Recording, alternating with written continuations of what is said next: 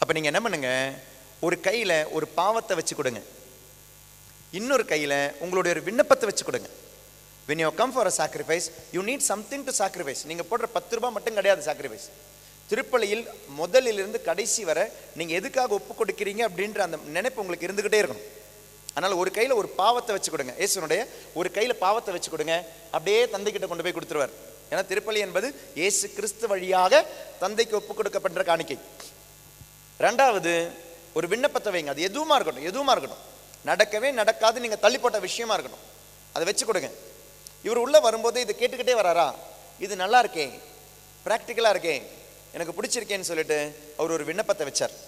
அவருடைய விண்ணப்பத்தை என்னன்னா, ஒரு 1.5 வருஷமாக அவர் டிரான்ஸ்ஃபருக்காக கேட்டுக்கிட்டு இருக்கிறார். என் ஃபேமிலியெல்லாம் சென்னையில் இருக்கிறாங்க, எனக்கு நீங்கள் கொடுக்க மாட்டேங்கிறீங்களே, தயவு செய்து எனக்கு டிரான்ஸ்ஃபர் கொடுங்க, சென்னைக்கு கொடுங்கன்னு 1.5 வருஷமாக மேனேஜர் கிட்ட கேட்டுக்கிட்டே இருக்கிறார். கிடைக்கவே மாட்டேங்குது.